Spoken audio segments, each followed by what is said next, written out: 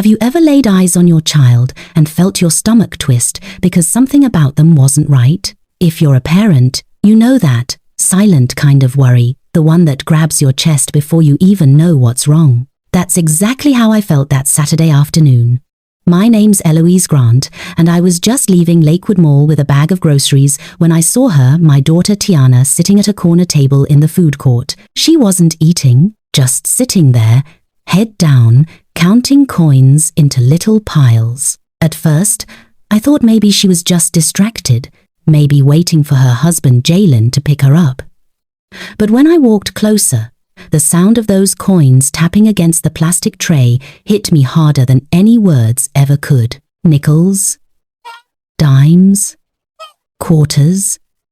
It wasn't much, but she was counting them like every cent had to stretch to tomorrow. My Tiana was always proud, worked hard, saved what she could, never asked for help. That's how I raised her to stand tall and keep dignity no matter what life threw her way. But what I saw that day wasn't pride, it was defeat. I walked up to her slow, trying not to startle her. "Baby?" I reached out, my voice barely steady. She looked up, red-eyed and shaking. "Mama," she whispered, "I didn't want you to see me like this." I sat down across from her, ignoring the curious eyes around us. "Where's your car, sugar? The one your daddy and I helped you buy?" Her lip quivered, and she glanced down at the coins again. "They took it, Mama," she said softly. "Jalen and his mama took everything." I froze. "Everything?" She nodded, tears slipping down her face. "The car, the money, even my cards. They said if I tried to fight back, they'd take Nia too." My heart dropped to my stomach. My granddaughter, Nia, just 6 years old, full of songs and sunshine. The thought of anyone threatening that little girl made me see red. I grabbed Tiana's hand and held it tight. "What do you mean they took your car and cards? How could they even do that?" Tiana wiped her face, sniffing hard. "Jalen said it was just paperwork. He told me to sign when we refinanced the car last year, said it'd lower payments. But it wasn't that. He changed everything to his name, and his mama helped." "That devil's helper, Delphine," I muttered under my breath. I'd never liked that woman. Always too involved, too opinionated, always making Tiana feel like company in her own home. But I bit my tongue because my daughter loved her husband and wanted peace. Now I could see exactly where that peace had gotten her, sitting under the bright lights of a food court, scraping together coins to buy lunch, while the people who promised to love her stripped her bare. I reached across the table, tilting her chin up so she'd look me in the eye. "Tiana, I don't ever want you hanging your head again. Those folks may think they took everything, but they don't know who your mama is yet." She shook her head, voice trembling. "Mama, please don't do anything crazy." Jalen said his people got connections at the bank and court. I leaned in closer, voice calm but sharp as a blade. "Let me tell you something, baby. There ain't a connection in this town stronger than a mother's instinct and a grandmother's determination. You just bring Nia home tonight. Let me worry about the rest." Tiana stared at me for a long moment, searching my face for something hope, maybe. Then she nodded slowly. "Okay, Mama." I reached over and gathered up those coins, tucking them back in her hand. "Keep these," I said. "You'll remember them when this is over. A reminder of where you came from and how far we're about to climb back." That day at the mall, I walked out with my daughter beside me, holding her hand like she was 5 again. My heart was heavy, but my mind was clear as daylight. They thought they had her cornered, but they just stepped on the wrong woman's nerves. Because when it comes to my family, I don't get even, I get justice. If you've ever seen someone you love taken advantage of, hit that like button. This one's for every parent who's ever had to step in when life got too heavy. That night, I made Tiana a cup of chamomile tea and sat her down at my kitchen table. Little Nia was already asleep in the guest room. curled up with her favorite stuffed bunny. The house was quiet, except for the clock ticking on the wall and the hum of the old refrigerator. I needed to hear everything, not bits and pieces everything. Because if I was going to fix this mess, I had to understand exactly how deep the rot went. Start from the beginning, I told her gently. Tell me how it got this bad. Tiana stared into her tea for a long time before she finally spoke. It didn't happen all at once, Mama. That's what makes it so hard to explain. It was slow, so slow I didn't even realize what was happening until it was too late.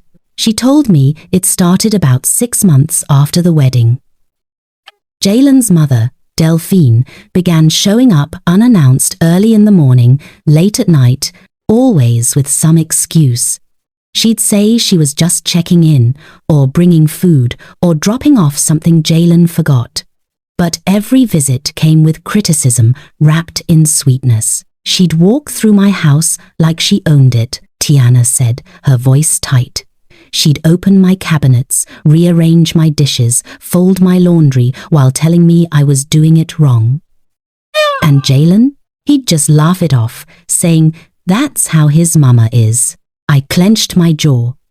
I'd seen Delphine operate before, always smiling, always acting like she cared, but every word was laced with control. That woman didn't help. She invaded. Tiana went on. Then she started saying things like, "A good wife doesn't let her husband stress about money." So Jalen convinced me to put both our paychecks into one account. He said it'd be easier to manage bills that way. "And you agreed?" I asked, though I already knew the answer. She nodded, tears pooling again. "I trusted him, Mama. I thought we were building something together." That's the thing about manipulation. It doesn't announce itself. It creeps in disguised as love, as partnership, as family. And by the time you see it for what it is, you're already trapped. Within months, Jalen took over everything. He paid the bills, handled the groceries, gave Tiana an allowance from her own paycheck. When she questioned it, he'd get defensive, saying she didn't trust him, that she was being difficult. "He made me feel guilty for even asking," Tiana said, voice breaking. "Like wanting to know where my own money went made me a bad wife." Then came the car situation. Last year, Jalen told Tiana they needed to refinance to lower the monthly payments. He brought home a stack of papers, pointed to the signature lines, and told her to sign. She trusted him. She signed. Turns out, those papers weren't just a refinance. They transferred full ownership to Jalen's name with Delphine listed as a co-signer. My daughter didn't just lose her car, she lost her independence. When I realized what he'd done, I confronted him, Tiana said. He told me it was for tax purposes, that it didn't matter whose name was on it because we were married. But then one day, he just took the keys and said he needed the car for work. That was 3 weeks ago. I haven't seen it since. I felt my blood pressure rising. "And your job? What happened there?" Tiana's face crumpled. Delphine knew the director at the daycare where I worked. She started dropping by, telling lies, saying I was taking long breaks, using the phone for personal calls, showing up late. None of it was true, Mama. But they believed her over me. They let me go 2 weeks ago. I had to take a breath. This wasn't just theft. This was calculated destruction. They didn't just want Tiana's money. They wanted her powerless, isolated, dependent. Think about that for a second. Imagine thinking the people standing beside your child were helping only to find out they were draining her dry, piece by piece. "What about Nia?" I asked, my voice low. "What did they say about my grandbaby?" Tiana's hands started shaking. Delphine told me last week that if I tried to leave or cause trouble, they'd file for custody. She said Jalen's her father, that he has rights, and that I'm an unfit mother since I lost my job and can't provide stability. That was it. That was the moment my concern turned into something else entirely, something cold, focused, and absolutely unshakable. I reached across the table and took both her hands. Listen to me, Tiana. They can lie, they can steal, they can threaten all they want. But they will not take my granddaughter. Do you hear me? She nodded, tears streaming. I'm so sorry, Mama. I should have listened to you from the start. No, I said firmly. You loved him. You tried to make it work. That's not your fault. But now we fight back. Tiana looked at me, scared but hopeful. What are we gonna do? I leaned back in my chair, already forming a plan in my mind. First, we're gonna stay quiet. Don't call Jalen. Don't answer Delphine. Let them think you're broken. Let them get comfortable. And then? I smiled, not a kind smile, but the kind that comes when you know exactly what needs to be done. Then we remind them that you don't mess with a Grant woman's family and walk away clean. Would you have noticed the red flags sooner? Tell me in the comments, what would you have done? For the next few days, I acted calm, but my mind was already running faster than a freight train. Tiana needed rest, not war, so I let her breathe while I started pulling strings. She didn't know it yet, but her mama had one advantage that Jalen and his loud-talking mother didn't experience. You see, I spent 25 years working at the courthouse.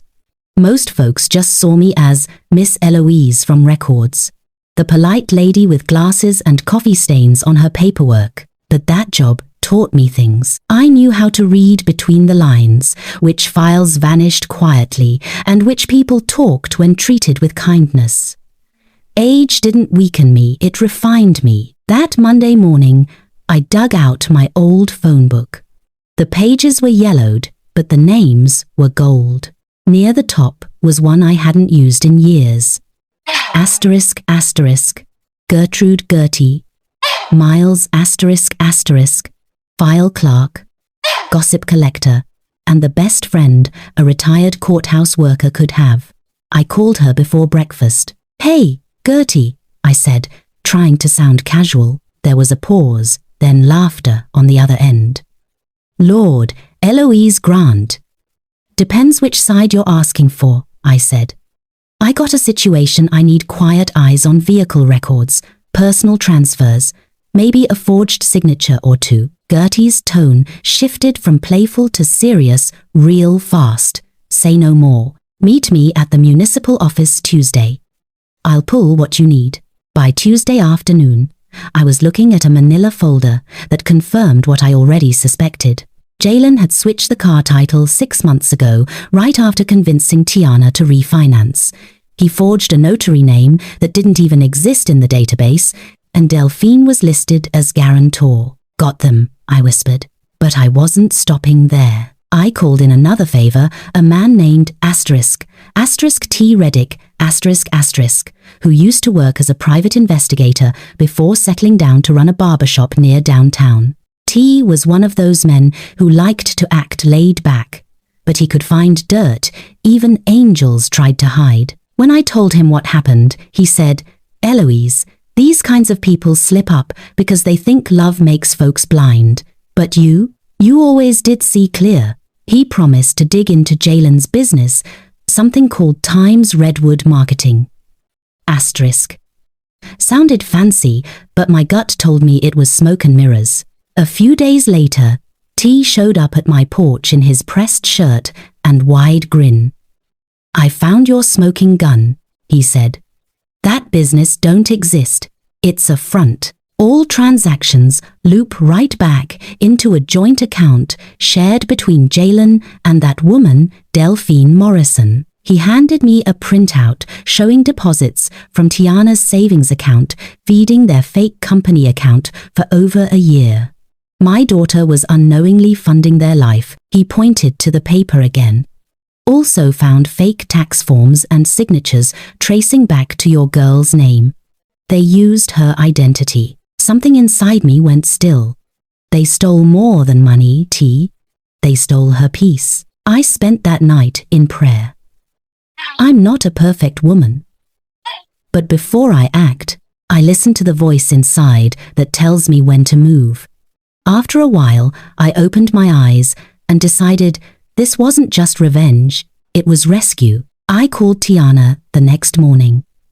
She came into the kitchen, still tired, but looking better than she had in days. "Mama," she asked, "you've been quiet lately. What are you planning?" I smiled without answering. "Sometimes silence is the loudest weapon," she sighed, nervous. "I just don't want any more chaos, Mama. I want peace." I placed my hand over hers. "Peace is good, baby, but peace without justice is just silence with lipstick. We'll do this right, slow, and clean." Later that evening, I reached out to Malik my neighbor's grandson, who taught himself computers better than most professionals. He was a kind-hearted 20-something who came over every Sunday to fix my Wi-Fi. When I told him what I needed, his eyes widened. "Mrs. Grant, this ain't exactly legal work you're asking me to do," he teased. "Oh, hush," I said. "I'm not asking for hacking. Just track some public records and business filings. All open information, right?" He grinned. "Right." Within 24 hours, Malik found emails connecting Delphine and Jalen to other shell transactions, insurance scams, fake invoices, and even fake charity deposits.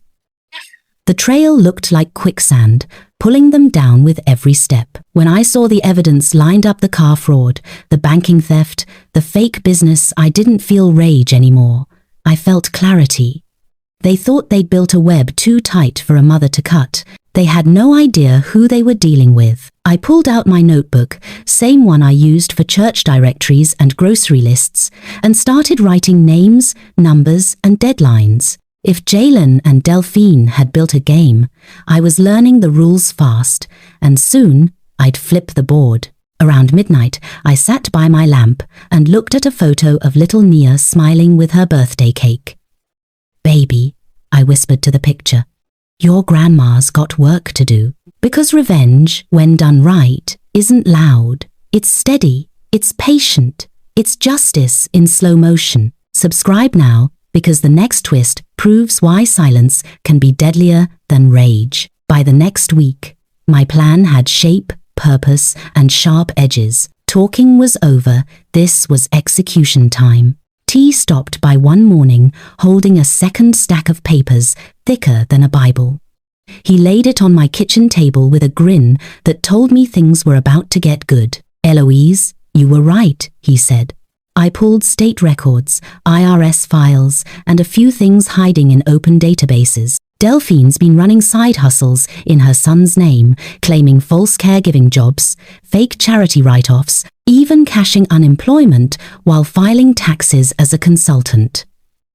And Jalen's been filing fake expense reports tied to that imaginary company. I almost laughed, not out of joy, but at the sheer stupidity of their greed. People who think they're untouchable always end up tripping over their own arrogance. T continued.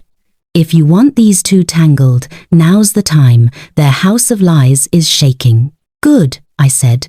"Let's give it the push it needs." Next, I called an old contact from my courthouse days, Reverend Paul Avery, a man who had spent half his life preaching sermons and the other half helping detectives find folks who didn't want to be found. "Paul," I said, "you still in good standing with that county investigator friend of yours?" He hesitated, knowing my tone meant business. "Eloise, you're not out here stirring trouble, are you?" "Trouble's already been stirred, Reverend. I'm just cleaning the pot." I explained just enough for him to understand the scale of deception. He agreed to quietly pass along information from T's findings to the proper department. Official channels, no trace back to me or Tiana. I wanted it all to look accidental, like Karma delivered the package herself. After I hung up, I sat back and smiled. All those years of paperwork and protocol had finally paid off. I knew delays, loopholes, and how to walk a file through a system without anyone detecting whose hands touched it. A few days passed before the first ripple showed. Jalen's primary account froze for routine verification. Delphine's secondary bank flagged her taxes for review. The funny part, they didn't know any of it connected yet. Still, I wasn't satisfied. I wanted a lesson they'd never forget. So I sprinkled details in the right ears, neighbors, co-workers, church folks, just enough truth to spark whispers. I didn't mention names, but word gets around fast in small towns, and people start putting two and two together. Delphine loved attention. She loved walking into Sunday service wearing bright hats and bragging about blessings that, apparently, came from smart business sense. I wanted her there when the mirror cracked. That Sunday, the pews were full. I slipped into the second row, quiet as usual, with Tiana and little Nia beside me. Jalen and Delphine sat up front where everyone could see their showy smiles. Reverend Avery greeted the congregation, his voice solemn. Today, we pray for truth to rise and deceit to be exposed. That's when it happened. During the second hymn, 2 uniformed investigators entered. Not loud, not rushed, just calm and official. One moved toward Jalen, the other toward Delphine. Whispers spread like wind through wheat. Delphine blinked, confused. "You must be mistaken," she said, trying to laugh it off, but the officer's tone stayed firm. "Ma'am, we have questions concerning falsified tax records and forged documentation." For a brief second, you could see every ounce of pride drain out of her. Jalen turned red, gripping the back of the pew in front of him. It was silent enough to hear someone drop a hymnal. Even the children sat still. I didn't gloat. I sat there steady, holding Nia's hand while my daughter stared at the scene, tears welling in her eyes. Not sadness, relief. Delphine tried to talk her way out. "There's been a misunderstanding.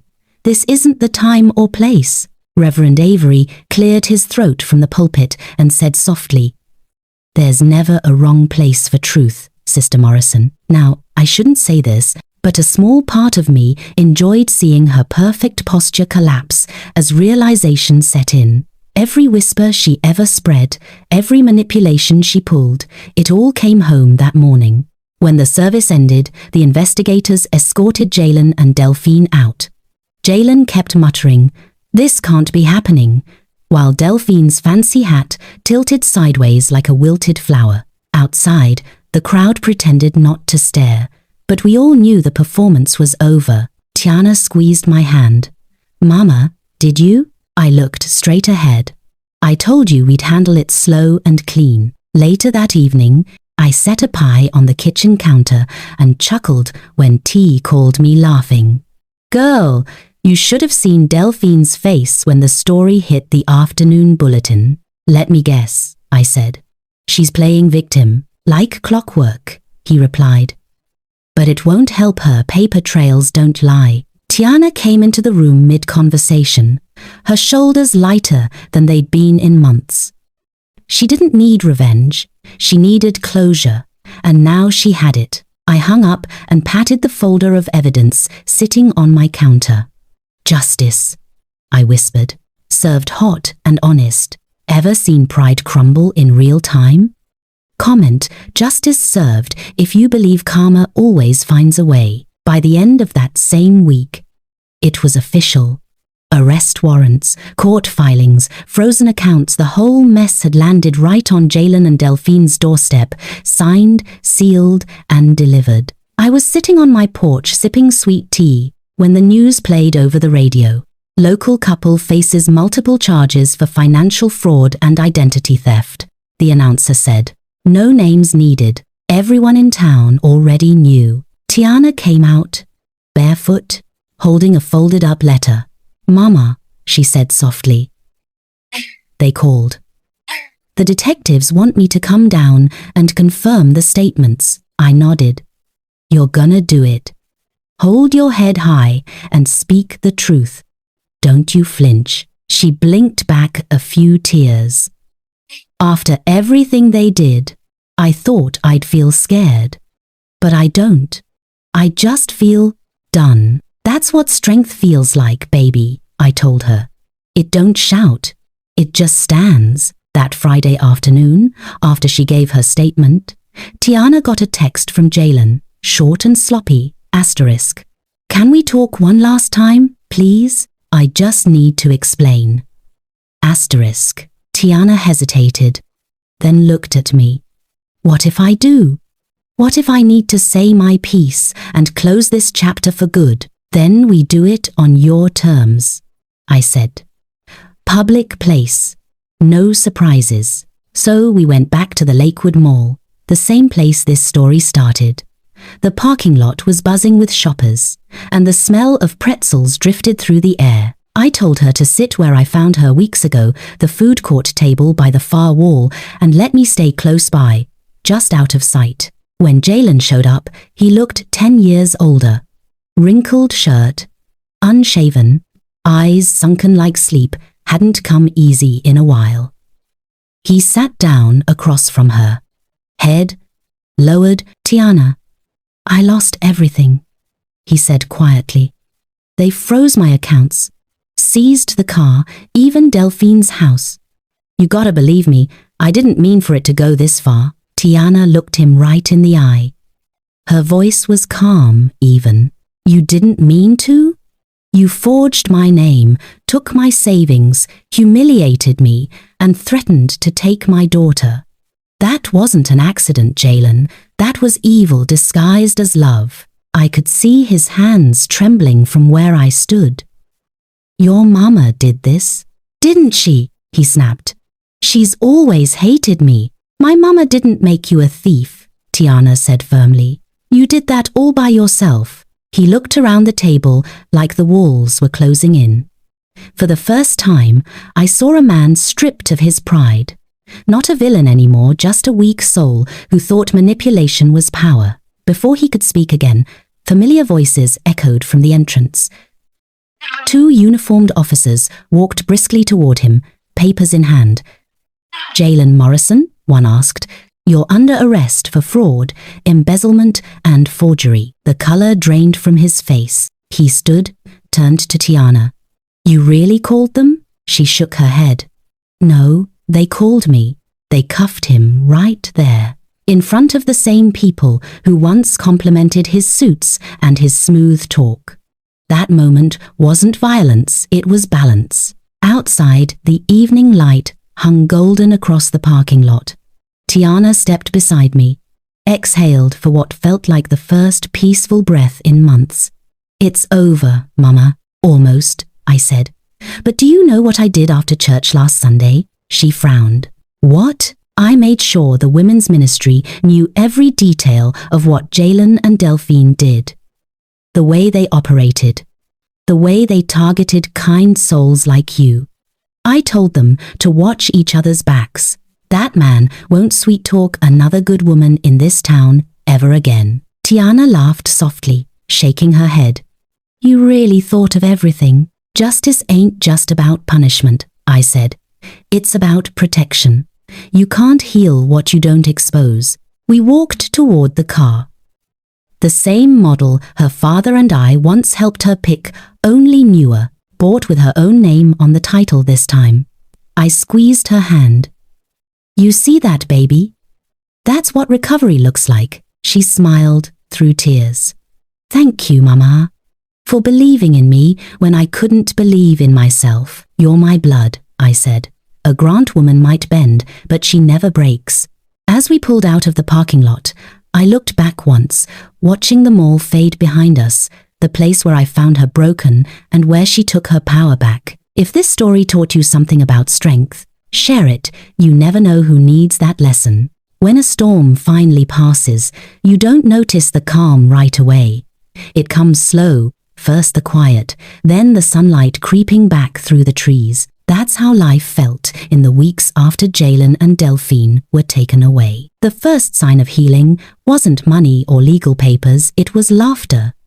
One evening, I heard it coming from the backyard. Tiana and little Nia were catching fireflies, running barefoot through the grass with jars in hand, giggling so loudly the neighbors had to smile. That sound, that joy, it was worth every ounce of fight. Tiana started working again. This time, not at someone else's daycare, but her own small home setup. She named it Little Steps Learning. I helped her paint the sign by hand, white letters over light blue, and we hung it right by the front porch. Parents in the neighborhood started calling within days. Turns out, word spreads fast when integrity follows your name. Mia was thriving too. She was reading ahead of her grade, drawing every day, and telling anyone who'd listen that her grandma was a superhero in church shoes. Bless that child, she didn't know the half of it. As for me, I kept busy tending my garden and volunteering at the same courthouse I once worked in. Funny how life circles back like that. Some mornings, I'd walk through those hallways with a smile, knowing the system works a little better when truth has the right push. But every now and then, late at night, I'd sit on my porch and think about everything that happened. And I'd whisper to the dark, I didn't do it out of hate, because I didn't. Revenge sounds ugly to most folks, and sometimes it is, but what I did wasn't about rage, it was about restoration. People think revenge and justice are the same thing. They're not. Revenge wants pain, justice wants balance. What I did was give my daughter back her balance. I reminded her of who she was before they tried to break her spirit. A friend from church once asked me if I'd ever forgive Jalen. I told her forgiveness doesn't mean forgetting. I can forgive him enough to let go, but I'll never erase what he did. Some lessons need to stay written. Sometimes I wonder what became of him and Delphine. Truth is, I don't lose sleep over it. That part of our story is done. My job was never to make them suffer, it was to make sure they couldn't hurt us again. Tiana asked me recently, Mama, do you ever regret how far you went? I looked at her and said, No, baby, because every step I took was in defense of love. And love can be fierce when it needs to be. She smiled, kissed my hand, and said those two words that make every sacrifice worth it. Thank you, I told her. You don't thank a mother for protecting her child. It's just what we do. Now she handles her business, raises her daughter, and walks with her head high. And when people ask how she got through it, she always says the same thing. My mama taught me that silence can be strength and patience can be power. That's when I know we won, not because they were punished, but because we healed. So, as I sit here tonight, the porch light glowing warm and the world finally still, I think about all the mothers watching this story. Maybe you've loved someone who turned cruel. Maybe you've been quiet for too long, convincing yourself that peace came from silence. I've learned it doesn't. True peace comes from standing up, even if your voice shakes. And if you take nothing else from my story, take this.